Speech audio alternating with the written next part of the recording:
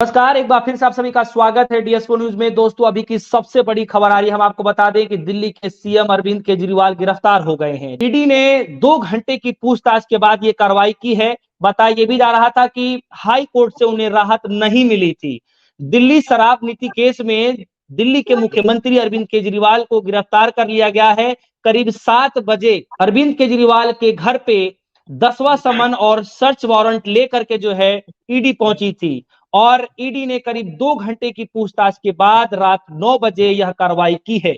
इसी बीच अतिशी ने यह भी कहा है कि केजरीवाल दिल्ली के सीएम बने रहेंगे, वह जेल से जो है सरकार चलाएंगे। इधर केजरीवाल की लीगल टीम भी जो है सुप्रीम कोर्ट में जो है अपील की है कि आखिर लीगल कार्रवाई अब क्या कुछ हो सकती है। केजरीवाल के पास अब क्या कुछ रास्ते बचे हैं। यकीनन केजरीवाल कोई छोटे मोटा नेता नहीं है।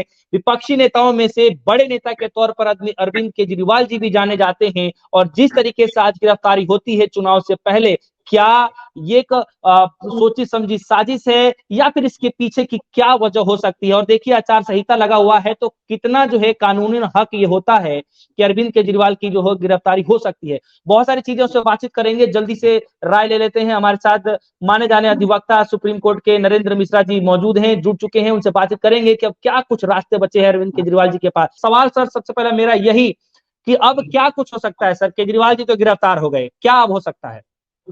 देखिए, इस केस के 3-4 पहलू हैं सोनू जी। पहला जी एक सर। ईडी का 10वां सम्मन है।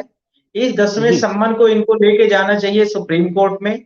जो आज जी हाई कोर्ट जो इनका सम्मन था, इसको लेकर के ये हाई कोर्ट चैलेंज किए उस सम्मन को। इसमें अरेस्ट वारंट और बहुत सारी चीजें प्रोसीडिंग थी।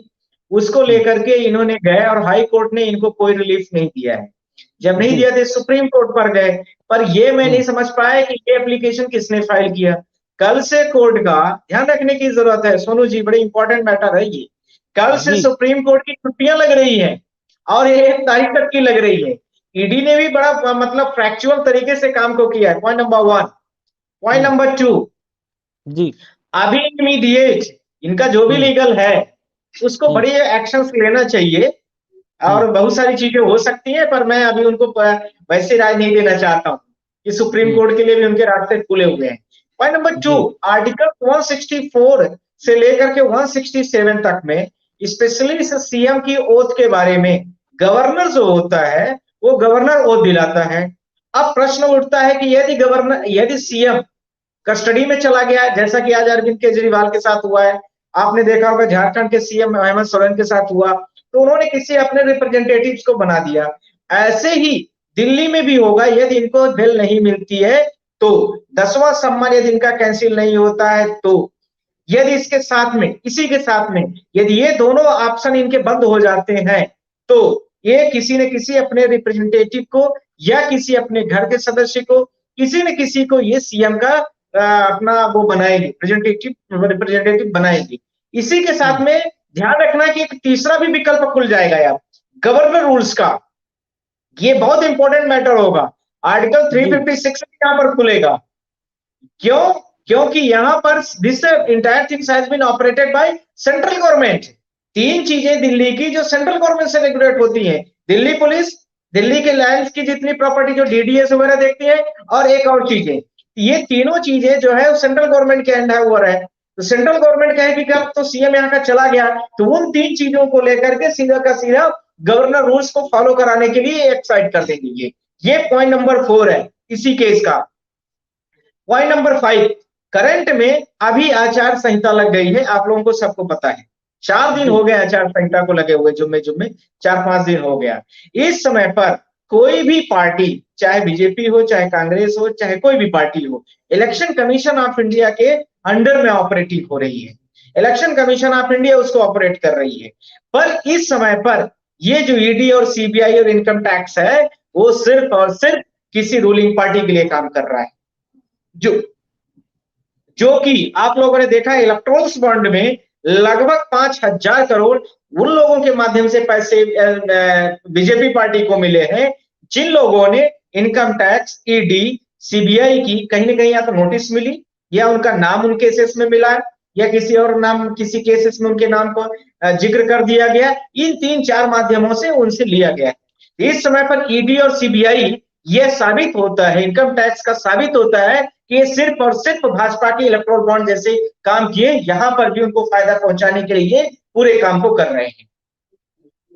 लेकिन नरेंद्र मिश्रा जी, जी नरेंद्र मिश्रा जी, जैसे जैसे फिल्मों में हम देखते हैं कि राजनीतिक वाले फिल्म जो कुछ देखने को मिलते हैं, जैसे पिक्चर को दर्शा दिया जाता है कि इधर वो अरेस्टिंग चल रही है, उधर से जो है सुनवाई नहीं हो रही है, बहुत सी चीजें, लेकिन यहाँ रियल में बहुत सी चीजें देखने को मिल रही है। कैसे, क्या समझ में आ रहा है सर आपको? भारत देश की जो अभी 2014 से खासकर 2019 से जो अभी भारत देश की सेंट्रल पॉलिटिक्स है, वो किसी फिल्म से कम नहीं है। मुझे लगता है कि कोई बड़ा डायरेक्टर भारत देश में इतनी हिम्मत कर नहीं पा रहा है कि बहुत अच्छी फिल्म बना सकता था। और आप इसी से मिलती जुलती कुछ फिल्में अभी नई प्रोड्यूस हुई हैं, आप भी देख सकते हैं, जो यूपी बिहार पर लिमिटेड थी, पर उनको पूरे भारत देश पर लगा देना चाहिए, मुझे लगता है। पॉइंट नंबर इसी का मैं अगला कहना चाहता हूं, इनका पीपल्स रिप्रेजेंटेशन एक्ट 1951 है, मैं आप लोगों के माध्यम से कई बार बोला हूं, उसमें यह स्पष्ट लिखा है कि यदि कोई एमएलए, कोई भी मिनिस्टर, उसका कैबिनेट का मिनिस्टर और यानी सीएम और उसका कैबिनेट, कोई भी व्यक्ति यदि उसको कन्विक्शन हो जाती है, यानी आर्टिकल 191 के आधार पर उसको इमीडिएट इस्तीफा देना पड़ता है। पर यहां पर तो अभी ऐसा कुछ है नहीं, सिर्फ और सिर्फ एलिट एक्यूज्ड है मिस्टर केजरीवाल। तो ये कोशिश करेंगे कि मैं अपना कस्टडी से ही अपना कुछ दिनों तक काम चलाऊं, पर ज्यादा दिन तक चला नहीं पाएंगे, फिजिकली इतना संभव नहीं है। हर आदमी को जाना है, फाइल ले आना है, परमिशन लेना है, ये ज्यादा प्रैक्टिकल लेवल पर संभव नहीं होगा, इसलिए इस्तीफा देंगे। अब इस्तीफा देने के दो तीन चीजें और भी होंगी, या तो अपने कैबिनेट में जो रिलाय पर्सन होगा उनका अपना पर्सनल व्यक्ति, या उनका जो एमएलए होगा वो होगा। तो ध्यान रखना कि तोड़फोड़ भी अब जारी होगी, सरकार गिराने वाली भी स्थितियां उत्पन्न होंगी, क्योंकि केजरीवाल सबको मैनेज करके रखे थे। आगे आने वाला जो उनका रिप्रेजेंटेटिव होगा वो इतना रख पाता है या नहीं, ये बहुत बड़ा सवाल खड़ा हो गया है। तो तोड़फोड़ आपने देखा होगा कि दिल्ली का जो एमसीडी का चुनाव हुआ था, इसमें फुल मेजोरिटी थी। आपने देखा होगा कि चंडीगढ़ के चुनाव में क्या हुआ है, ये सब भी होंगे, ये ध्यान रखने की आवश्यकता है। ये भारत देश की राजनीति में, सेंट्रल पॉलिटिक्स में बहुत बड़ी चीजें होने वाली है, ये संकेत मिल चुका है। इसी के साथ में नेक्स्ट पॉइंट, इसी केस का नेक्स्ट पॉइंट होगा कि जिस तरह से जो मैंने आपको बोला, यदि इनके घर के कोई मेंबर्स बनते हैं तो उसको 6 महीने के अंदर में एमएलए का कहीं से चुनाव लड़ना पड़ेगा, आप भी जानते ही हैं, सीएम के पद के लिए। अब यह है कि कौन सी सीट से लड़ेंगे, यह भी एक अपने आप में प्रश्न होगा, और किसको बनाए होंगे, किसको सीएम का कैंडिडेट अपना वो इलेक्टेड करेंगे, यह एक बड़ा विषय है। अब ये ध्यान रखने की अब ये सबसे बड़ी आवश्यकता हो गई कि आर्टिकल्स 164 से लेकर 167, फिर आर्टिकल 177 और इसके साथ में जितने भी गवर्नर रूल्स है, 256 जो आर्टिकल्स है, 356 जो हमारा आर्टिकल्स है, इसके साथ में रिजाइन कोई भी व्यक्ति देता है, हैंड ओवर करता है अपने सीएम की चेयर से, उसको 6 महीने के अंदर में अपने व्यक्ति किसी को या उसके किसी भी व्यक्ति को अपने आप प्रेजेंटेशन में वहां बैठाना ही मैंडेट है। पर यहाँ पर अभी कुछ भी नजर नहीं आ रहे। दो चीजों के सबसे बड़ा चांसेस बना है, एक गवर्नर रूल्स, दूसरा कौन सीएम बनेगा, और इसी के साथ में जो सीएम बनेगा क्या वो भाजपा का होगा कि आम आदमी पार्टी का होगा। कल से अभी आप राजनीति देखना शुरू कर दीजिए पूरे देश पर। और केजरीवाल जी यदि इस संबंध को, जो करंट का संबंध है, यदि उसको सुप्रीम कोर्ट से अभी वो नहीं करा पाते हैं तो कल के बाद से कोर्ट जो है 10 दिन के लिए बिल्कुल ऑफ है, यह भी ध्यान रखने की आवश्यकता है। हो सकता है कि कोर्ट स्पेशल बेंच बैठाए इस पे, पर यह ध्यान रखने की आवश्यकता है कि यदि ईडी पूरी तरीके से इस मामले की जांच पड़ताल ठीक ठाक तरीके से की होगी तो सुप्रीम कोर्ट से भी राहत जल्दी नहीं मिलेगी। जी सोनू जी, लेकिन ऐसे हालात में अब सरकार कैसे चलेगी वकील साहब? सरकार अब कहां चलेगी? अब सरकार को तो गवर्नर चलाएगा या भाजपा चलाएगी, अथवा एक ही ऑप्शन लास्ट बचा है, केजरीवाल का कोई रिप्रेजेंटेटिव्स सीएम के मोहरे की तरह काम करेगा, और कोई रास्ता अब नहीं बचा है। अच्छा सर, यहाँ पे ये भी बता, या तो ये सुप्रीम कोर्ट से अपना इस संबंध को कैंसिल करा ले, डिटेंशन का जो ऑर्डर हुआ है वो ऑर्डर कैंसिल हो जाए। सर हाई कोर्ट से ऑलरेडी उनको झटका लग चुका है, सर हाई कोर्ट से उनको ऑलरेडी झटका लग चुका है, अब आखिरी दरवाजा, आखिरी रास्ता जो है सुप्रीम कोर्ट की तरफ जा रहा है। अब आप कैसे देख पा रहे हैं कि क्या वहां से कुछ उम्मीदें हैं?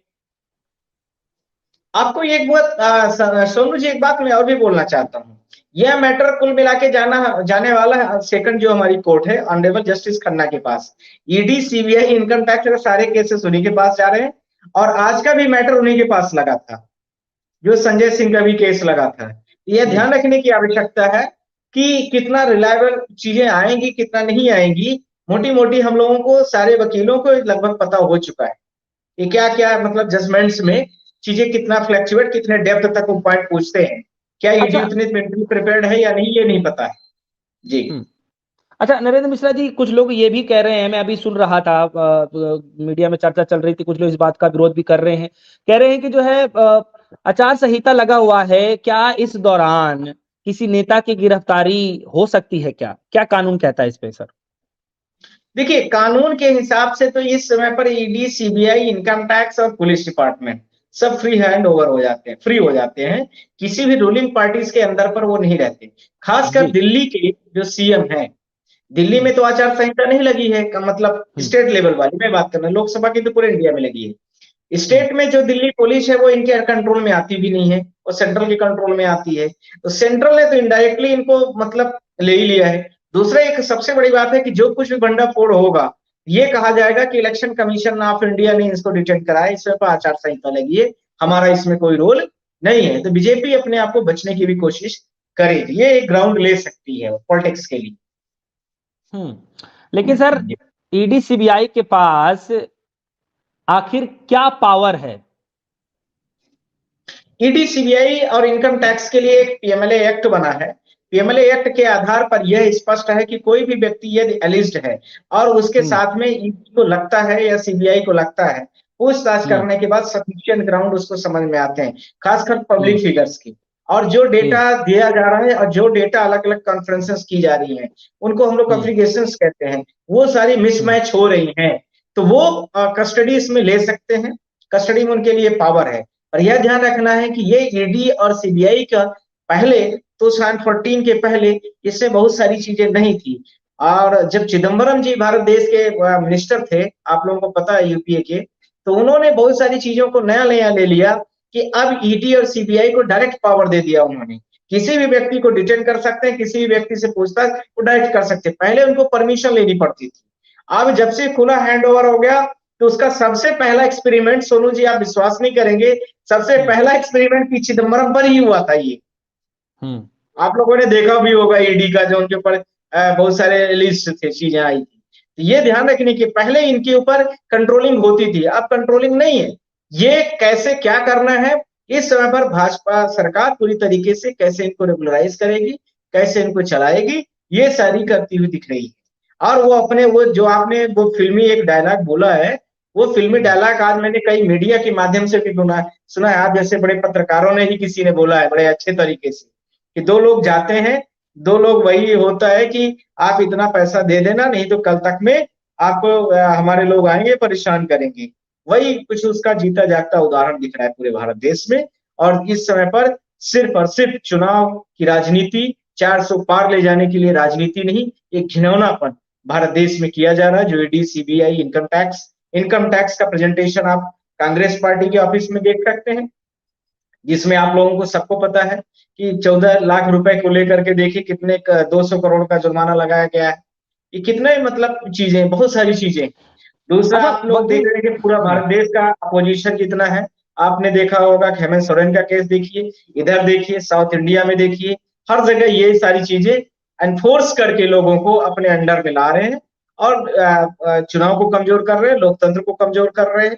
इसके साथ में 400 मोदी जी कैसे पार हो जाएं, उसका पूरा तंत्र पूरा भारत देश में, जो भारत देश के पिलर्स हैं उनको यूज किया जा रहा है, मिसयूज कर रही है जी। अच्छा वकील साहब, सवाल ये है कि एक सवाल जो है बार बार ये उठ रहा है कि जो है हेमंत सोरेन साहब की जब गिरफ्तारी होती है तो उन्हें इस्तीफा देना पड़ा था, लेकिन यहाँ पे जो इनके कार्यकर्ता हैं वो बार बार यही डिमांड कर रहे हैं कि जो है वो जो है जेल से ही चलाएंगे, उनको इस्तीफा देने की जरूरत नहीं है। तो क्या कानूनन ऐसा है कि वो चाहें और गिरफ्तार मतलब जो है वो जेल से चला सकते हैं, या फिर ये देना ही पड़ेगा उनको इस्तीफा? देखिए सोनू जी, किसी भी केस के दो एस्पेक्ट होते हैं, जी। यहां पर भी दोनों एस्पेक्ट लागू होंगे। जी। पहला, कोई व्यक्ति यदि मतलब बहुत संभ्रांत व्यक्ति है और वो समझता है कि जो मेरे ऊपर लिस्ट किया जा रहा है चीजें सब फेक है, फॉल्स है, और उसको इजीली लगता है कि मैं ऑपरेट कर सकता हूं, तो अपने सम्मानजनक स्थिति को देखते हुए वो कर सकता है, दे कैन डू इट। पर यहाँ पर दूसरा जो मैंने आपको बोला, दूसरा एस्पेक्ट है दिल्ली का, जो चीजें हैं लेफ्टिनेंट, जो यहाँ पर हमारा गवर्नर बैठता है लेफ्टिनेंट, वो जो है वो सेंट्रल से पूरा रेगुलराइज है, और कुछ चीजें दिल्ली की 3-4 जो बहुत महत्वपूर्ण चीजें हैं वो सेंट्रल के पास में है, तो सेंट्रल यहाँ पर जो है पूरा मॉनिटर करेगा, क्योंकि यहाँ पर स्टेट का पावर कमजोर हो जाएगा अब, और इनको जबरदस्ती इस्तीफा देना पड़ेगा। आप कल से देखना भारत देश में किस तरह से जो मीडिया, फ्रंट मीडिया किस तरह से न्यूज चलाएगी, तो अपने मतलब उस तरीके से तो वो कर सकता है सम्मान के तरीके से, पर यदि उसको लगता है नैतिकता के आधार पर, लगता है मोरलिटीज के आधार पर, तो इस्तीफा सामान्यतः सारे लोग दे ही देते हैं, सामान्यतः सारे लोग दे देते हैं जी। अच्छा, ये गिरफ्तार तो अब हो गए हैं केजरीवाल जी, इसके आगे की प्रक्रिया क्या होती है? जैसे हमने बहुत जगह देखा है कि जो है मेडिकल वगैरह भी कुछ कराया जाता है, तो क्या इस प्रक्रिया में भी ऐसा कुछ होता है? करेक्ट, ये बड़ा बड़ा इंपॉर्टेंट सोनू जी आपने प्रश्न पूछा है, ये जुडिशियल पावर के क्वेश्चन है। कोई भी व्यक्ति को अरेस्ट किया जाता है तो उसको 24 आवर्स के पहले 24 आवर्स के पहले उस व्यक्ति को, किसी को भी डिटेन किया जाएगा तो उसको सबसे पहले उसका मेडिकल एग्जामिन कराया जाता है कि यह व्यक्ति की क्या क्या बीमारियां थी, क्या क्या है, कितना फिटनेस है, वो सारी चीजें एक रिपोर्ट लगती है। उसके बाद जब जिसको हम लोग, ये बहुत सारे लोग ये जब चालान पेश होता है उस चालान में ये सारी चीजें आएगी। दूसरा, आपको ये भी ध्यान रखना है कि इन सारी चीजों के प्रोसेस में ही 24 आवर्स के अंदर में, 24 घंटे के अंदर में, इनको जो लोकल जुडिशियल मजिस्ट्रेट होगा उसके पास प्रेजेंट भी करना पड़ेगा। ठीक, यह भी होता है कि मजिस्ट्रेट के पास में ले जाएंगे। इसी के साथ में सेक्शंस 135 सीआरपीसी का होता है, उस सेक्शंस के आधार पर कोई भी व्यक्ति को डिटेन किया जा रहा है तो उसका अरेस्ट वारंट बनाया जाता है पहले, उस वारंट के आधार पर 135 जो सेक्शन सीआरपीसी का है उसके आधार पर ही किसी व्यक्ति को अरेस्ट किया जाएगा। तो वो ध्यान रखना है। अब उसमें कोर्ट, जो ट्रायल कोर्ट है, वो डिसाइड करती है कि जो जो सेक्शंस पीएमएलए के या जो भी सेक्शंस लगा रही है पुलिस या ईडी या इनकम टैक्स या सीबीआई, वह इस समय पर इस व्यक्ति पर, अरेस्ट पर्सन पर लागू होते हैं या नहीं, तो फिर वो जुडिशियल कस्टडी दे देती है। यदि लागू हो रहे हैं, मान लीजिए शंका के आधार पर वो सेटिस्फाइड कर देती है, तो उसको जुडिशियल कस्टडी 14 डेज के लिए भी होती है, वो दे देती है। सामान्यतया 99% मैं आपसे बोलना चाहता हूं कि जज और मजिस्ट्रेट जो लोकल जुडिक्शंस पर ऐसे केसेस होते हैं लिस्ट वाली, उन पर दे ही देते हैं और 14 दिन रिमांड पर वो पुलिस के चला जाता हो गया। फिर उसके बाद जुडिशियल रिमांड भी शुरू होते हैं। ये सारे प्रोसेस हों। अब उसको कितना टाइम किसको दिया जाता है, कई चीजों में बोलेगी पुलिस के हमें और टाइम चाहिए, हमने पूरी इन्वेस्टिगेशन नहीं किया। जैसे बहुत सारे आजकल पूरे भारत देश में ईडी इनकम टैक्स के केसेस फोर्स तरीके से भी फाइल है, और कुछ जो है तो आज तक उनका साल 1.5 साल से केस फाइल है, चार्जशीट नहीं फाइल हो पाई है, ट्रायल नहीं शुरू हो पा रहा है। तो वो बहुत सारी चीजें आएंगी, क्योंकि केस पर केस फाइल हो जाती है। एक ही व्यक्ति पर 10 अलग अलग समय में केस फाइल हो जाएगी, तो वो व्यक्ति तो साल भर तो उसी पे रह जाएगा। इन्वेस्टिगेशन का भी टाइम चाहिए, चार्जशीट को भी बनाने में टाइम लगी, तो ये एक लंबी प्रक्रिया से इनको अब गुजरना पड़ेगा। पर यह है कि जो सीआरपीसी 135 का जो इनको नोटिस मिली होगी, जो ईडी के पास अरेस्ट वारंट होगा, उसको कैंसिल कराना पड़ेगा, बेल नहीं, बस और कोई रास्ता नहीं है अभी। और इनको सिर्फ और सिर्फ ये सजा सुप्रीम कोर्ट से ही मिलेंगे, बाकी कहीं से नहीं है। मतलब सब कुछ जो है सुप्रीम कोर्ट के पास? करेक्ट, सब कुछ सुप्रीम कोर्ट के पास और दिल्ली के गवर्नर के पास थ्रू सेंट्रल गवर्नमेंट। जो है वकील साहब, एक सवाल ये भी उठ रहा है कि आजाद भारत में गिरफ्तार होने वाले ये सीएम केजरीवाल साहब को देख करके जो है सर, क्या कुछ समझ में आ रहा है कि आखिर राजनीति हो किया जा रहा है या फिर जो है मात्र एक संयोग है जो गिरफ्तार हो गए हैं चुनाव के बीच में? सर, चुनाव के बीच में भारत देश की राजनीति अब मत कहिए, ये डेमोक्रेसी का अंग ऐसा नहीं होता है। ये बहुत घिनौना भारत देश की इमेज पूरे देश में, पूरे विश्व में दिखाई जा रही है, जो दिख रहा है। पार्ट नंबर 1 इस केस का, part of this case. Part number 2, अब मैंने आपसे 2 बार बोला है कि लोकतंत्र में अब यह लोकतंत्र नहीं रह गया। अब भारत देश में ऐसे ही चुनाव होंगे और जो अगले चुनाव आएँगे ये यह भी ध्यान रखना है, वो जो भी प्रधानमंत्री का दावेदार होगा, खासकर इस टाइप की पार्टी का, वो अपने आप को यह दिखाने की कोशिश करेगा कि वो व्यक्ति ने इतना बड़ा किया था, तो हम इतने बड़े करेंगे, तभी हम सर्वाइव करेंगे। अब ये सर्वश्रेष्ठता का जो एक पेरीमीटर होगा पॉलिटिक्स करने का, महँगाई, बेरोज़गारी, ये सब हट जाएँगे। अब आप इतने बड़े लोगों को अरेस्ट कराते हैं, कितने लोगों को फर्जी एनकाउंटर कराते हैं, कितने लोगों को ईडी, सीबीआई के पास ले आते हैं, ये सब पेरीमीटर होगा। और इसी पैरामीटर्स के आधार पर लोग डर के मारे वोट देंगे। आप देखते जाना, कौन सी महंगाई, कितने सारे मुद्दे हैं भारत देश में, कोई मुद्दे की बात नहीं हो रही। आप खुद देखिए, पूरे भारत देश में क्या चल रहा है। एक आखिरी सवाल है मेरा सर, सवाल ये है कि मैं अभी पढ़ रहा था कुछ आर्टिकल्स वगैरह, तो इसमें जो है न्यूज़ में ये चल रहा है कि उनके जो कार्यकर्ता हैं वो सुप्रीम कोर्ट शायद इसलिए जाना चाहते हैं कि उनको ये परमिशन मिल जाए कि वो जेल से जो है सरकार चला सकें। क्या ऐसा पॉसिबल हो सकता है सर? मैंने आपको बोला कि नैतिकता के आधार पर लोग जो है, सामान्यतया लोग कर ही देते हैं, रेजिग्नेशन दे देते हैं, अपना रिजाइन कर देते हैं। और ऐसा बिहार के में भी हुआ है केस में, आप लोगों ने इतिहास में पढ़ा भी होगा। और भी कई राज्यों में, साउथ इंडिया में भी हुआ है एक आध बार। तो सामान्यतः हो नहीं पाता है, फिजिकली नहीं संभव। सीएम का शेड्यूल बहुत हेक्टिक होता है। आप जेल में हैं, जेल की तरह ही रहेंगे। आपको वो वाला सीएम की जो दिल्ली की वो है सेक्रेटेरिएट, वो वहां पर नहीं मिल पाएगी। आपके पास में 45 से 50 मिनिस्ट्री होती हैं। हर तरह के लोग आते हैं, हर तरह के मिनिस्टर आते हैं, हर तरह के आईएएस आते हैं, आईपीएस आते हैं। आपको पूरा रेगुलराइज करना पड़ता है। 10-11 दिल्ली के डिस्ट्रिक्ट हैं, 12 उनको भी चलाना है। लोग आएंगे, आपके वर्कर आएंगे, बहुत सारी चीजें हैं। फिजिकली नहीं संभव है। लास्टली ये कहने की बातें सारी जो भी हो सकती हैं, लास्टली उनको रिजाइन करना ही पड़ेगा। रिजाइन करने के बाद या तो वो किसी अपने रिप्रेजेंटेटिव्स व्यक्ति को दे देंगे, वो चलाएगा, सीएम का पद का दावेदार होगा, या गवर्नर रूल लग जाएगा। ध्यान रख लेना, दोनों। तीसरा तोड़ मरोड़ हुई तो बीजेपी अपना सीएम भी बना सकती है। ये तीनों रास्ते खुल गए। चलिए, बहुत-बहुत शुक्रिया जो है एडवोकेट नरेंद्र मिश्रा जी, आपने बेशकीमती समय में से जो है हमारे दर्शकों को हमारे लिए जो है समझाया, बताया। दरअसल अभी देखिए, अभी की बड़ी खबर यही है कि अरविंद केजरीवाल जी गिरफ्तार हो गए हैं। अब क्या कुछ होगा अपनी पार्टी के लिए, जो है उनके पार्टी के जो लोग हैं अब क्या कुछ कर सकते हैं, ये तो आने वाला वक्त ही बताएगा। फिलहाल जो है सुप्रीम कोर्ट का दरवाजा खटखटाया गया है।